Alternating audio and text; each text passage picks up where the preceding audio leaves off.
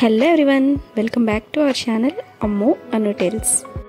ఈరోజు మేము ముందుకి ఒక క్రాఫ్ట్తో వచ్చానండి.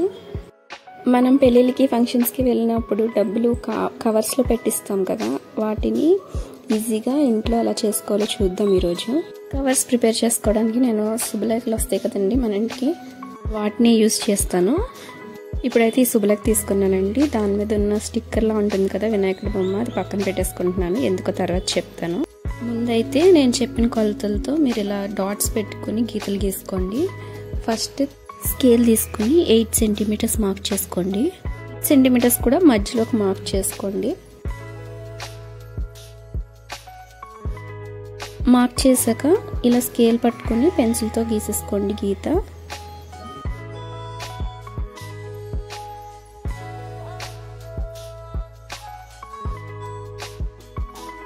ఇప్పుడు 8 మార్క్ చేశారు కదా, దానిపైన 3 సెంటీమీటర్స్ మార్క్ చేసుకోండి.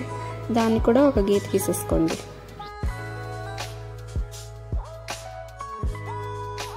తర్వాత ఇప్పుడు 8 మార్క్ చేసుకున్న దగ్గర కిందకి 5 సెంటీమీటర్స్ మార్క్ చేసుకోండి.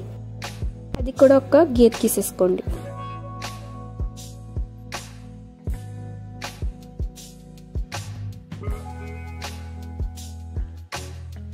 ఇప్పుడు శుభలేఖని నేను మధ్యకి కట్ చేసేస్తున్నాను. నాకు హాఫే కావాలి, ఇంకా హాఫ్ విడిగా వేరే కవర్ కూడా చేసుకోవచ్చు మీరు దాంతో కావాలంటే.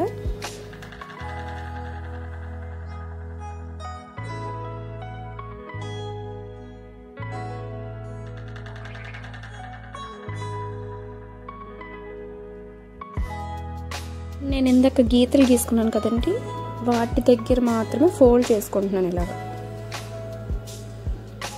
గీత గీసిన దగ్గర ఇలా ఫోల్డ్ చేసేసుకోవడమే.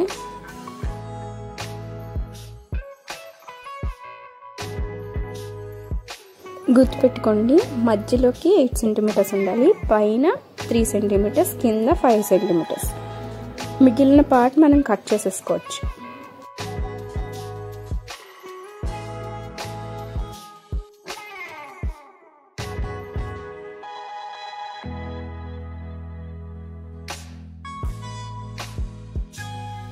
ఈ కలర్ శుభలేఖ బాగుంది కదండి.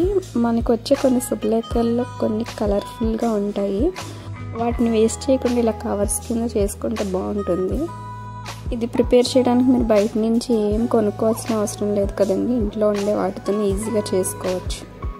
చూడండి, ఇప్పుడు కట్ చేసి వస్తాక ఇలా ఫోల్డ్ చేసుకోవాలన్నమాట.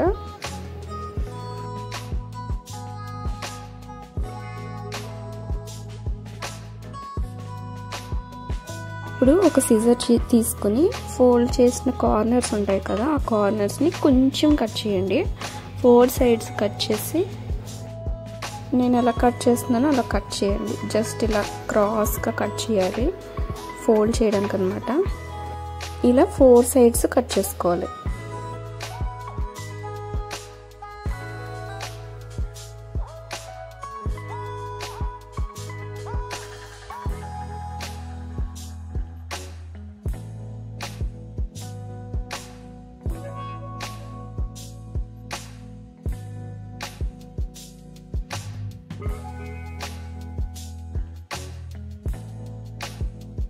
ఇప్పుడు స్కేల్ పట్టుకుని ఇలా ఫోల్డ్ చేసుకోవాలి లోపలికి.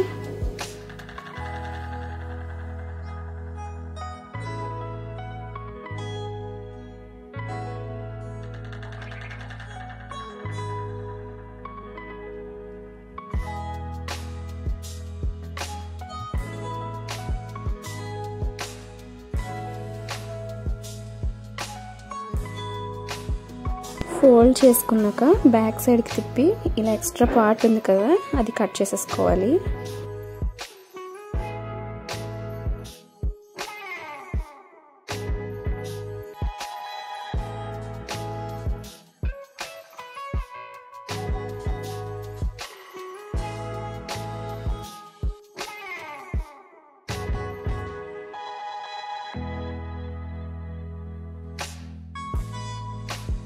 ఇప్పుడు గమ్ తీసుకుని ఒక సైడ్ 5 సెంటీమీటర్స్ తీసుకున్నాం కదా, ఆ సైడ్ మాత్రం ఆ ఫోల్డ్ చేసుకున్న దగ్గర స్టిక్ చేసుకోవాలన్నమాట.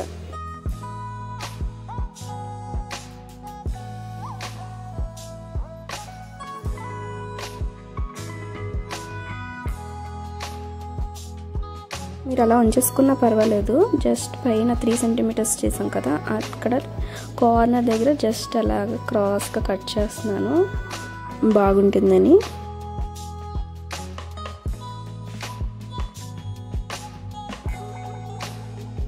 ఇప్పుడు ఇందాక ఒక స్టిక్కర్, వినాయకుడి స్టిక్కర్ పక్కన పెట్టేసాం కదా, అది ఈ సైడ్ అంటించాను. చూడండి ఎంత బాగుందో. అంతేనండి, కార్డ్ రెడీ అయిపోయింది. ఇప్పుడు దీనిలో మనం డబ్బులు పెట్టేసుకొని నేమ్ రాసేసి ఇచ్చేయడమే. బాగుందండి ఐడియా, మీకు నచ్చిందా? చాలా ఈజీ, ఇంటి దగ్గర ఈజీగా ప్రిపేర్ చేసుకోవచ్చు. నేను ఇంకా మిగిలిన శుభలేఖలతో కూడా ఇలా ప్రిపేర్ చేసుకున్నాను చూడండి.